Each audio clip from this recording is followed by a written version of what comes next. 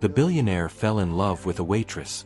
What happened when he finally proposed to her? Oh my God. What if the man sitting alone in that corner booth every Tuesday morning wasn't just another customer, but someone whose heart had been quietly breaking for months? 42-year-old James Morrison had built an empire worth billions, yet he found himself returning to the same small diner in downtown Chicago, not for the coffee, but for her smile.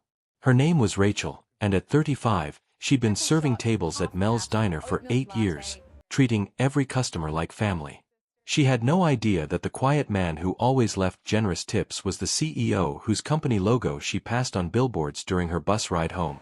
For 6 months, James had been practicing the same conversation in his head, the one that would change everything between them. Tonight was different, though. Tonight, he'd finally found the courage to stay past closing time, his hands trembling as he reached for the small velvet box in his jacket pocket. "Where are you watching from tonight?" James had first wandered into Mel's Diner on a particularly difficult morning, escaping a board meeting that had gone wrong and needing somewhere quiet to think. The diner was the opposite of his usual world: worn leather booths, checkered floors, and the comforting smell of bacon and fresh coffee. Rachel had served him that day with such genuine warmth that he'd found himself returning the following week. Then every Tuesday after that. She never rushed him, always remembered how he liked his coffee, black with 1 sugar, and somehow knew exactly when he needed silence and when he was ready for her gentle conversation. Rachel had this gift of making everyone feel important, from the construction workers grabbing breakfast before dawn to the elderly couple who came for their weekly date. She'd grown up in this neighborhood, taking care of her younger brother after their parents died in a car accident when she was 22. The diner job had started as temporary help, but Mel had become like a father to her, and this place had become home. James learned these details slowly, treasuring each small revelation. He'd never told her about Morrison Industries, the tech company he'd built from nothing in his garage 15 years ago. To Rachel, he was simply James, the kind, quiet man who asked about her brother's college applications and always lit up when she recommended her favorite pie. She had no idea he'd been researching scholarship programs late at night, making anonymous donations to help kids like her brother. The tension began 3 weeks ago when Rachel mentioned she might have to leave Chicago. Her brother had been accepted to Stanford, but even with financial aid, they couldn't afford it. She was considering a job offer from her cousin in Denver. Better pay, lower cost of living, a chance to help her brother's dreams come true. James had felt something crack inside his chest that Tuesday morning, watching her refill his coffee while talking about packing boxes and new beginnings. That night, he'd stared at the engagement ring he'd been carrying for 2 months, the one he'd chosen because the diamond reminded him of how her eyes sparkled when she laughed. The simple truth hit him like lightning. He was running out of time to tell the woman he loved who he really was, and more importantly, how deeply he'd fallen for exactly who she was. The following Tuesday, James arrived to find Rachel's usual bright demeanor dimmed with worry. She'd been distracted all morning, her smile not quite reaching her eyes as she poured coffee and took orders. During a quiet moment, she sat across from him in his corner booth, something she'd never done before. "I'm sorry if I seem off today," she said, her voice barely above a whisper. "I've been thinking about everything that's about to change, and it's scary, you know?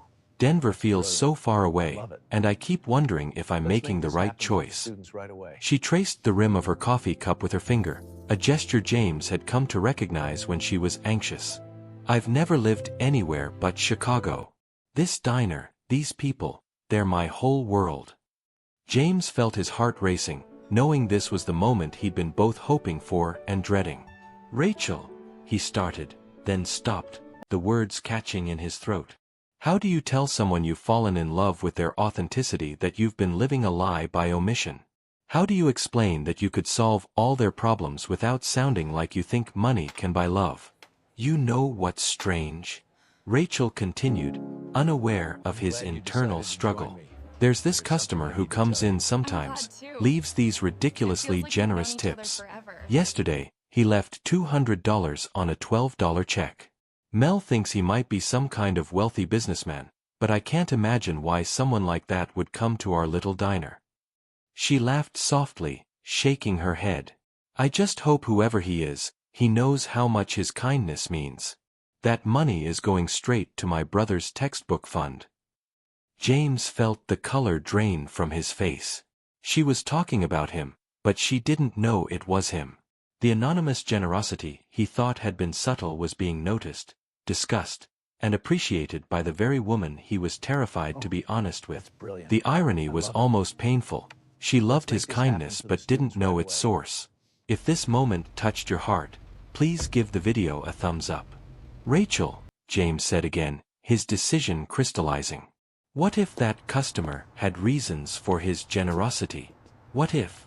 But his words were cut short by the diner bell ringing as the lunch crowd began arriving. Rachel smiled apologetically and stood up, returning to work, leaving James with a choice. Keep hiding behind his Tuesday morning visits, or finally risk everything by telling her the truth about who he was and how completely he'd fallen in love with who she was. 2 weeks passed, and James couldn't bring himself to return to the diner. He'd spent sleepless nights in his downtown penthouse, staring out at the city lights and thinking about Rachel's upcoming move to Denver. His assistant had mentioned seeing a "for rent" sign in the window of Mel's diner. Rachel was really leaving. The thought of never seeing her again, never hearing her laugh or watching her treat every person with such genuine care, was devastating. James had built his fortune by taking calculated risks, but this felt different. This was about his heart, not his portfolio. He'd fallen in love with a woman who knew nothing about his wealth, who cared about him for reasons that had nothing to do with his success. The fear that consumed him wasn't about rejection, it was about her thinking he'd been dishonest, that somehow their Tuesday morning conversations had been tainted by his omission of the truth. On Thursday evening, James found himself driving past the diner after closing time. Through the large windows, he could see Rachel inside, wiping down tables in the dim light. She moved slowly, and even from the street, he could see the weight of her decision in her shoulders. This woman had given up so much for others, caring for her brother, working double shifts, sacrificing her own dreams. Now she was preparing to leave behind the only home she'd ever known. His phone rang, interrupting his thoughts. It was his head of charitable giving, calling about the scholarship program James had quietly established months ago. "Mr. Morrison, we've identified several deserving candidates for the program, including a young man from Chicago whose sister works at..."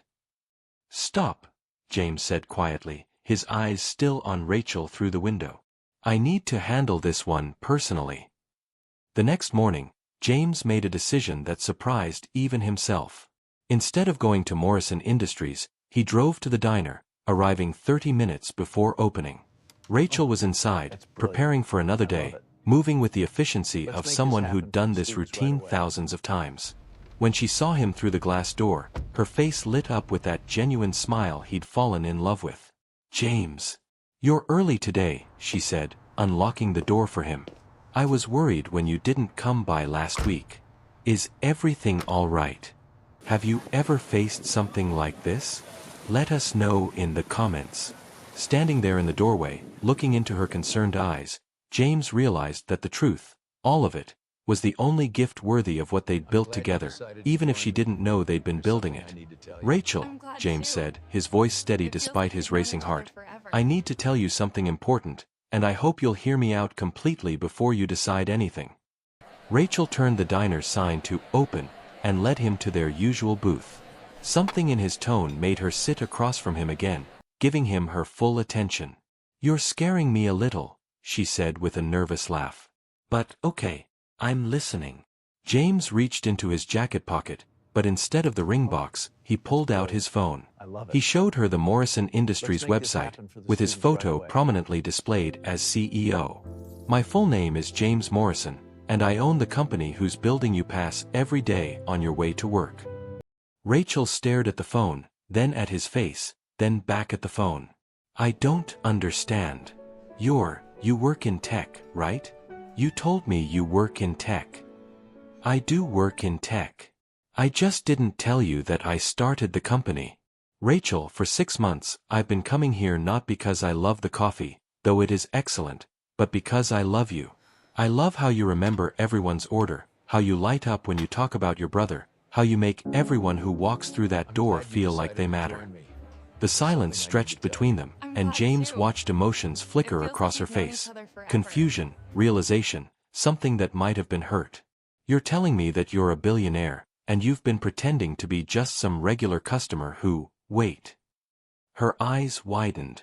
The generous tips. The mysterious customer Mel talks about. That's you. James nodded. I never meant to deceive you, Rachel. When I met you, you treated me like a person, not like a bank account or a business opportunity.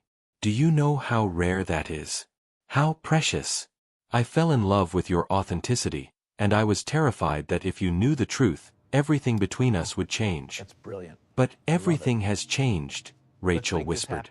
You let me worry about money, about my brother's education, about leaving Chicago, when you could have.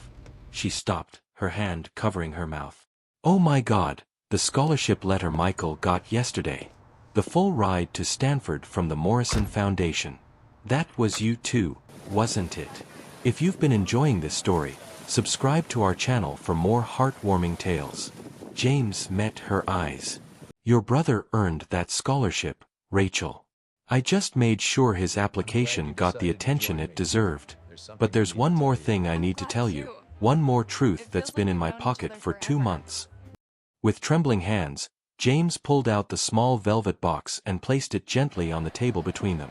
I bought this 2 months ago, not because I thought money could buy your love, but because I realized my heart had been yours for longer than I'd admitted to myself. Rachel stared at the box without touching it. James, I don't know what to think. You're telling me you're one of the wealthiest men in Chicago, you've been secretly helping my family, and now you're proposing? This feels like a movie, not real life. I know how it sounds, James said softly. But Rachel, everything between us, every conversation, every laugh, every moment you made me feel human again after years of business meetings and empty relationships. None of that was because of money. You fell for James, the guy who drinks too much coffee and asks too many questions about your day. I fell for Rachel, the woman who treats a homeless man with the same kindness she shows the mayor when he stops by for lunch. Rachel finally picked up the box, opening it to reveal a simple, elegant ring that somehow perfectly matched her taste. It's beautiful, she whispered, then looked up at him with tears in her eyes. But I'm scared, James. Your world is so different from mine. Then let's build a new world together, James said, reaching across the table to take her hands. You don't have to move to Denver anymore if you don't want to. Your brother can go to Stanford, and you can stay here with Mel, with this diner that means so much to you. Or we can travel, see everything you've dreamed of seeing. Or both. The only thing that matters to me is that you choose to build whatever life makes you happy, and that somehow I get to be part of it. Through the window, the morning sun streamed across their table, and Rachel realized this moment felt exactly like every Tuesday morning they'd shared. Comfortable, real, right. You know what's funny, she said, a smile breaking through her tears. I was falling for you too, just James, the customer in booth 7 who always knew exactly what to say when I was having a rough day. Is that a yes? James asked, hope filling his voice. Rachel nodded, slipping the ring onto her finger. That's a yes to all of it, to you, to us, to whatever we build together. As James leaned across the table to kiss her, the diner bell chimed, and their first customer of the day walked in. Without missing a beat, Rachel stood up, grabbed the coffee pot, and went to greet them, her engagement ring catching the morning light. Some things, James realized with a smile, would never change, and he wouldn't want them to. The best love stories aren't about finding someone perfect, they're about finding someone whose imperfections fit perfectly with yours, someone who makes ordinary moments feel extraordinary, just by being themselves. If you enjoyed this story, please remember to like, leave a comment with your thoughts, and subscribe for more heartwarming tales like this one. Thank you for sharing this journey with us.